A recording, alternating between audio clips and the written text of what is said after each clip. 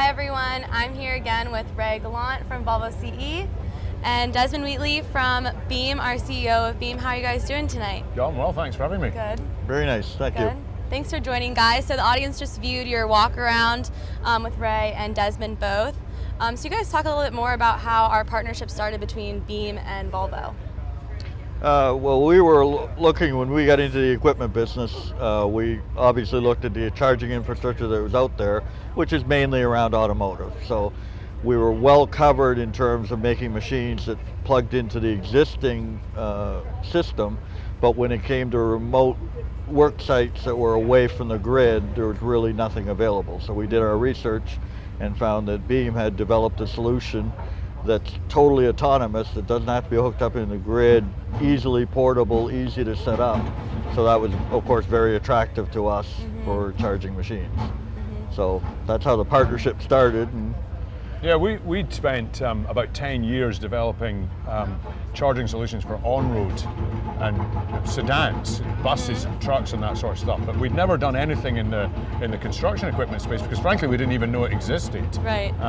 But it turns out, of course, that the charging requirements for these machines are very similar to the charging requirements for cars and pickup trucks and buses and other things as well. So our solution, which doesn't require any construction or electrical grid connection to charge vehicles, seems like a perfect fit for these types of job sites where there may not be a grid connection that you can rely on. Yep. Thank you. And Ray, can you talk a little bit more about the different charging solutions we have for the electric equipment? So obviously every piece of electric equipment we sell comes with an umbilical charging cord, which is set up to take 110 typical US plug or a 240 US current. So that's one charging method, and that's a level 1 or 2 charge. And then we also have the level 2 charging, which is the exact same as the automotive. So a J1772 plug-in that we can plug into any automotive EV charger or the Beam system, for instance, and charge from that. And then we're looking at mobile battery packs, so you could charge them, take the charge battery pack out to the site and do a quick charge from that. And of course, as we get into heavier equipment and 600-volt batteries, that opens up another set of possibilities on how we charge these machines. So a lot of options, a lot of flexibility out there. A lot of options, a lot of different technologies, and still in development, but a lot of opportunities as well. Yep. So we actually already have some questions, mostly for you, about the charging solution. So one question we have is, can you charge both of the machines at once on the solar charger? Yes, the answer is without a doubt you can. So we equip the EV ARC, which stands for Electric Vehicle Autonomous Renewable Charger, with actually as many as 6 plugs. But they commonly go out with 2 plugs on them, so there can be 2 level 2 chargers, which is what Ray was just describing there. It's a 240 volt circuit. And we're actually agnostic as to the provider of that plug, so we'll integrate any brand's charging device onto our unit. What we're doing is we're providing a mounting asset and a source of electricity for it, but easily charge 2 pieces of equipment at the same time, and in fact as many as 3, and then, or 6 rather. And then for the sort of higher voltage applications as well, we do that as well. So DC fast charging, and then charging applications for much larger pieces of equipment like Class 8 trucks and that sort of stuff. But the one that we have here today, one that you can move around easily and take from job site to job site, drop it off in just a few minutes, that one will charge anywhere from 1 to 6 pieces of equipment at the same time. Awesome. And it can even charge your cell phone, right? It will charge a cell phone, and actually we deliver them as well with what we typically refer to as emergency power panels, because in most applications where we're deploying in cities and that sort of environment, this emergency power panel is made available to first responders or others during the event of a blackout or a brownout or grid failure, some sort of disaster. But interestingly, in this environment, now what you've got is, as Ray mentioned, talking about mobile battery packs. So this piece of equipment is a mobile battery pack. It's just that you don't need the grid to recharge it. And so the emergency power panel that we have there, it's got 240 volt outlets and 120 volt outlets as well. So you can plug anything into it, construction equipment, saws or drills or whatever, or your cell phone if that's what you're really interested in. So it's a very versatile piece of equipment. delivering a source of power to you. Remember, you don't need liquid fuels. You don't need to hope it starts like a generator. You don't need to maintain it. There's no noise. There's no sound pollution. So it's just a very clean and very robust way of delivering highly reliable source of electricity, whether it's for charging equipment or running other tools and stuff like that. And we're pretty sure the sun's going to come up tomorrow. I often say we know where the sun's going to be every morning for the next 5 billion years, so it's a very secure source. And let's face it, folks, it's ours, right? I mean, it's our energy. This is a pretty much American energy here, cast on the ground every day. Don't let my funny accent fool you. This is a all-American product, and we're taking American sunlight and converting it into electricity to put into your equipment here. Very proud of that. And another question for you, so do you or can you charge the machine directly, or do you have battery storage on the solar unit that can charge the machine from that battery? Yeah, so it was very important for us to come up with a solution that didn't just charge when the sun is shining, because although the sun is very reliable, so are clouds. And so is nighttime, for example. And so what we've done is we've invented a product here that charges day or night, and even during periods of inclement weather. And the reason it's able to do that is because actually we convert sunlight into electricity, and then we store that electricity in onboard batteries, and then we deliver the electricity to the piece of equipment, either directly from solar, or at nighttime, of course, it's directly from the batteries, but also the piece of equipment's intelligent enough to choose. Sometimes it'll deliver electricity from both solar and batteries. Sure. It's going to make intelligent decisions about the best way to route that energy. And by the way, we've been doing this now for a little over a decade. We're definitely the gray hairs in this industry, so we're way beyond concept with this. It's deployed in over 100 jurisdictions across the United States and internationally as well. So it's a tried and tested and well-proven solution. And what's the max electrical storage size of the beam charger? So we're producing these products right now with anywhere between 22 and 44 kilowatt hours of energy storage on board. Remember, that's operating in combination with the solar as well. At nighttime, you're going to max out around 44 kilowatt hours. During the daytime, you've got the combination of solar and the battery energy as well. And what we found is actually that's a very nice mix. That's a very good size. Looking at the sort of equipment that's around here, we could charge a couple of these excavators, even if they're worked hard all day long, we could charge a couple of them. Or for some of the larger rubber-tired loader type components, I'm displaying my ignorance by probably not using the right terminology here, but it'll fully charge them as well. So it's balanced just right between solar generation and onboard storage to make sure that you get the maximum charge. And certainly, this is definitely an industry where perfect is the enemy of good.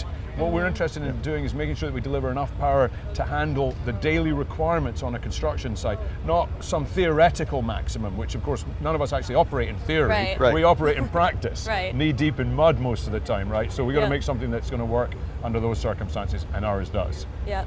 And that's actually a good segue for you, Ray. One of the questions is how long does it take to charge one of our machines from the solar beam charger? And we actually had a customer pilot who was using the solar power charger. So you want to talk about some of their feedback? Yeah, so it's a level 2 charging system, so it's the same as any other 240 volt when you plug into beam or when you plug into the outlet, and we're seeing full charge on a loader is about 12 hours, on an excavator is about 6 hours. So we just commonly term it as an overnight charge. Right, so at the end of the day, you plug in. If you need a full charge, it's got plenty of time to do it. Ideally, you can plug in any time during the day and top up the charge, and then you've got your full cycle to go again with the electric equipment. So when we recommend that rather than try to do everything all at once at night, that you actually charge during the day and have some that are topped up all the time on your site. That's the most efficient way to use these electric pieces of equipment. Okay, and then is that what Baltic Sands did when they were using it? That's what Baltic Sands did. Now they only had the couple of pieces of equipment working, but they charged off solar, and they would quick charge during the day as much as possible. Okay. You know, if they had a machine, you know, sitting idle for an hour or two, they would just plug it in and let it recharge, and then they knew when they jumped on it, it was always plenty of charge. We've certainly found that works very well with fleet vehicles as well. That's been our experience. This idea of running any type of vehicle till it's empty and then going somewhere special to fill it up, it's kind of going away. Now it's much more like you charge your cell phone. Just plug it in whenever you see the wire. Whenever it's idle, plug it in and make sure that thing's topped off all the time. That way, whenever you come back to the equipment, it's ready for a full cycle. You know, you're not kind of you haven't run it down to 10 or 20% and now you're limited by what you can do with it. That works really well with the equipment. It also works really well with the solar resource because we're constantly taking that sunlight and putting it into the vehicle. Otherwise, one of the problems with that, with a solution like that, is if you fill up our batteries and there's solar resource there, you're wasting it. It's like a bucket that's already full of water. The water's just going to overflow. So we want you constantly putting that in the machines, and that way they're always full. It makes a lot of sense. It's a lot more efficient on the batteries and on the charging system, so you get a lot more out of it. That's right. Another question we have from the audience is, are there any plans to explore alternative charging solutions like inductive charging? Yes, we're working with a number of different partner companies on inductive charging. And the beauty of inductive charging is it's complementary to these other systems that we're talking about. So we've actually talked to Beam already, to Desmond already, about inductive charging using the Beam solar charger. Okay. So instead of a box that you plug in, you just pull into the parking spot and basically charge wirelessly. Wow, that would be really good. Yeah, so we're currently patent pending on a wireless charging version of this product here. We've already used it, the technology works very well. The thing that's actually slowing it down for us is not Volvo, it's that the automotive industry has not yet really started to put the receivers that are required in the bottom of the equipment. Otherwise we would be doing it right now. But the technology works beautifully, I've used it. And the idea that you can just pull that piece of equipment on there and walk away from it, you don't even need to plug it in, you don't need to remember to plug it in, it will intelligently decide whether or not it charges on its own. That just seems like a home run, to use an American sporting analogy. It definitely does. It's a drive-through, a true drive-through charger. Exactly, that's right. Just remember to stop. Yeah. So Desmond, you've been here a day and a half with us, with Matt as well. So what are some of the questions that you've been hearing from some of the people walking through our booth? I think it's very encouraging. I mean, I think what we're seeing in Europe, particularly where I come from, there's a lot of emphasis on moving away from diesel and gasoline equipment on job sites, particulates and noise pollution and everything else. But I mean, I think what's most encouraging about this is you run a piece of electric equipment like this on a solar powered piece of infrastructure, you have 0 unit cost for energy. Right, you're no longer transporting fuel to a job site, you're no longer buying fuel from somebody else. And to me, the idea of being able to operate that equipment on sunshine and not have a unit cost for energy, it's a very exciting proposition. And I think a lot of the emphasis that we're seeing around here is around cost reduction, minimizing maintenance, minimizing all the other things that go along with running the traditional equipment. And of course, we're providing that perfectly. We're very happy to be here. And as a side benefit, you get no sound, no vibration. That's it. You know, I can barely hear you now because of all this equipment running around me. We'll be back here in a few years' time and we'll have no such problem because all of this equipment will be electric in the future, and it'll be a quiet environment to be in. We might miss that noise a little bit, but it'll be easier to do these things. Yes, exactly. So can you talk a little bit more about the future of Beam Technologies? You kind of touched on it just now, but what else are you guys looking into when it comes to technology development? Well, our philosophy is that wherever clean energy and transportation of any sort cross, that's where we're operating. So as I say, we have multiple products patent pending now. I mean, interesting things like drone recharging. We're going to see a lot more drone usage for situational awareness and package deliveries and for military applications. So we have a patented product for that as well. A lot more EV charging, obviously with products like the F-150 Lightning coming out, there'll be pickup trucks now that people can take to the work site. And then from a construction equipment point of view, I mean, we're just getting started. We're learning so much from Volvo here. It's very exciting. I love those pieces of equipment. I mentioned the sound earlier. They do make a sound. And actually, in many ways, although it's not, big growly diesel, it's a very exciting technology-facing sort of sound. So we're looking forward to staying engaged in this industry and coming up with more and more solutions to make it easy for people to fuel their electric equipment, but without having to rely on the grid. That's awesome. I think there's a lot of developments coming in terms of the total energy usage and the speed of recharging. So when you get into these heavier batteries and heavier equipment, you get into 600 volt batteries, the rapid recharge, DC to DC. That's a very exciting and wide open opportunity there to get into really high powered rapid charging. You know, methods. Ray makes a really good point about this DC part of this. So at the moment, one of the inefficiencies in our industry is that we're taking sunlight, we're converting it into DC electricity, we're storing it in DC in batteries, and then we're converting it back into AC, so we can run it through an AC appliance, which then puts it in the vehicle, which converts it back to DC again, right? It's madness. Yes. So part of what we're also developing right now is an all DC system. So we'll make sunlight into DC electricity, store it in DC batteries, and then put that DC directly into the vehicle and cut all those AC components out. Now that's going to create cost reduction because less componentry, less opportunity for failure and all that sort of stuff, both on our equipment and on the vehicle.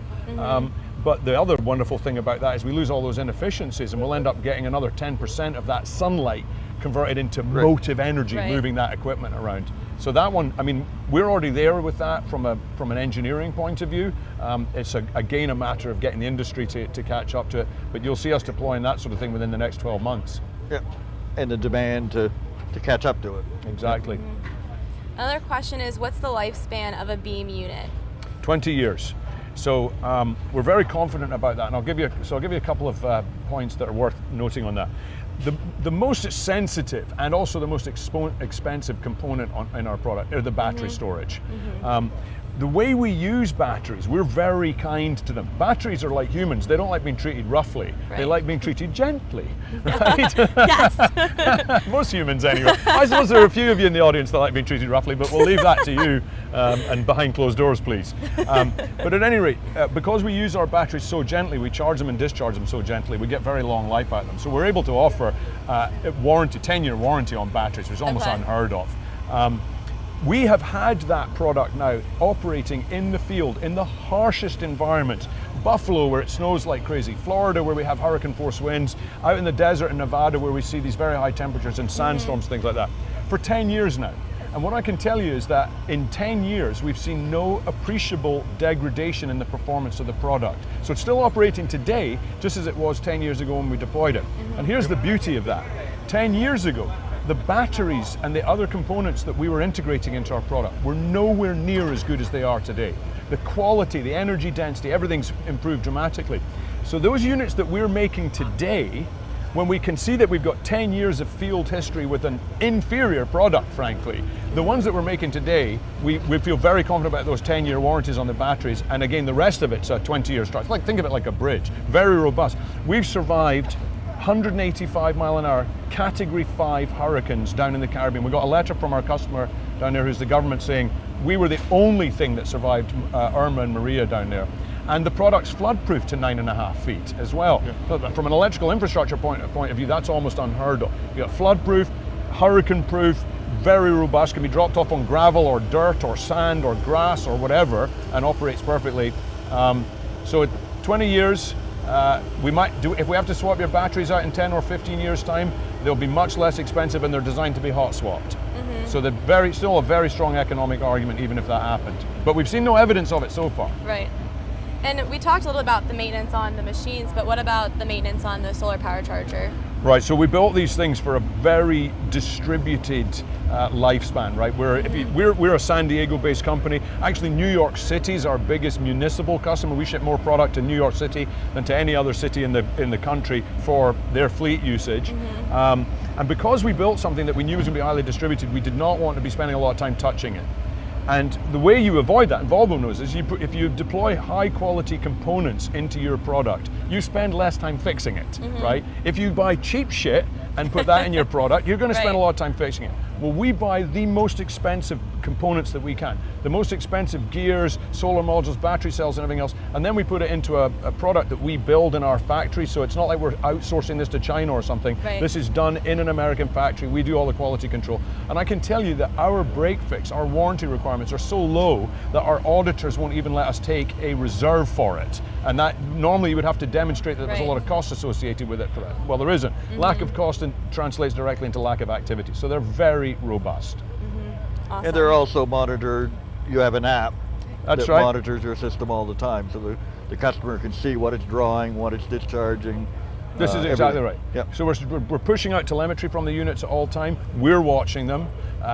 We can see state of charge, solar activity, and all that other sort of stuff. Ray's absolutely right. If the customer is also looking at that, so if there is a maintenance or something, honestly, 9 times out of 10 we can reboot it remotely, just like rebooting a laptop. We don't even need to touch it. And if there's an actual physical failure, the components are designed to be hot swapped. It's a pretty rapid fix. So you've got some computers and things in there.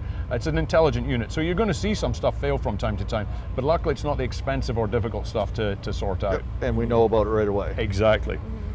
So if someone wanted to come by here today and buy one of our units and buy a solar power charger, how do you guys work through the purchasing process together?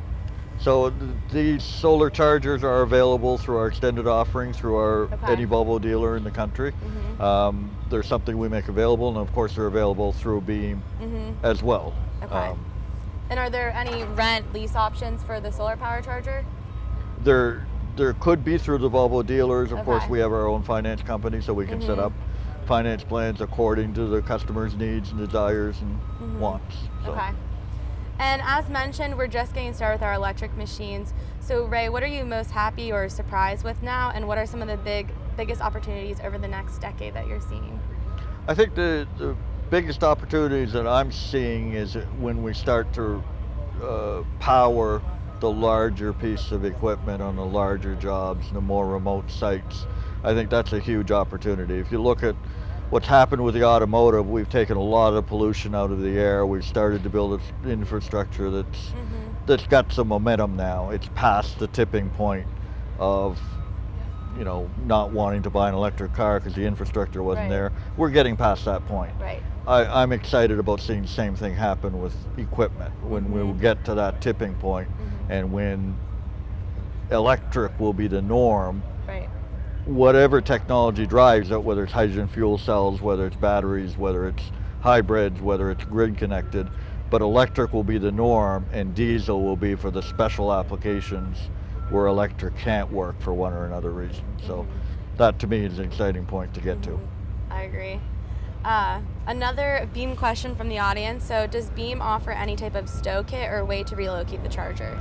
Yeah, so what's pretty cool about these things is although they're sized actually to fit inside a standard legal size parking space, and that's quite big, 9 foot by 18 feet. It's a pretty big lump of equipment, weighs about 10,000 pounds, but they are actually designed, and this is another patent that we have, to fold in on themselves, like a satellite essentially. So they fold down and in upon themselves. They'll fit inside a 20-foot shipping container. You can put them on a couple of them on a 40-foot flatbed. We also have a specialized transportation system, which is a bit of a fancy way of saying trailer, really. But it's a trailer with some hydraulics and stuff on it, which is designed specifically to come and grab the thing. And a single operator now can back the trailer like a boat trailer, basically, backs over the ballast and traction pad, which is part of our product, and then sucks it up off the road, single operator. Take it anywhere across the country. That's how we got this here from, actually this one we brought on a truck, I think, but we take them all the way across the country on these things like that. And then that single operator, if they've got the skill sets required to park a boat trailer, which I recognize is not everybody, but most people in this business could, then they can deploy it on their own. They don't need any help or anyone's permission or anything else like that. So moving it from job site to job site, fantastically easy if you own that piece of equipment as well. And we sell those as well. Most of our customers that have fleets of these things or that move them around a lot also buy what's called an ARC mobility trailer, which is designed to move them around. Beyond that, yes, we also supply a hydraulic stow kit. And that hydraulic stow kit is designed to take a unit which is deployed and allow you to fold it down upon itself. You can pick that up now with a 12,000 pound forklift, chuck it in a container, chuck it on the back of a flatbed, or just move it around. We've actually done some fairly extensive moves on forklifts, amusingly enough. In the Central Valley in California, we moved some around in some cities there. The city was our customer. And so it was easy to get, everyone wanted to be involved, right? Pick this thing up and you're driving down the middle of the street with it, and the police and everybody are there. It was good fun. But there's a lot of different ways of moving them around, and we'll supply whatever equipment you need to do it. Awesome. So I'm not seeing too many more questions in the chat box right now. Do you guys have any closing comments for the audience between the two of you? I think from our side, and we've been talking about this last few days in all these webinars, and the exciting part is this electric equipment is gaining acceptance. Customers are seeing new applications, new opportunities they never saw before. The technology is catching up, so it's very easy to deploy, very easy to manage. and that's an exciting time to be in this industry and It working is. with this. So. It is. I would certainly echo that, and I'll say this, that during the last decade that I've been involved in the electrification of transportation, I've seen electric cars go from oddities and concepts to absolutely mainstream right now. I have an electric motorcycle, I have 2 electric cars, I've flown an electric aeroplane, I've been in an electric boat. Our products charge all of these things. I've yet to operate one of your pieces of equipment, but I'm going to do that before I You're gonna leave do here it today. We have a day and a half left. Yeah, I'll tell you what's fantastic about this. The one thing that all of these pieces of transportation have in common, whether it's a motorcycle, a bus, a truck, a car, or whatever else, the one thing they all have in common is anyone who operates them says, I'll never go back.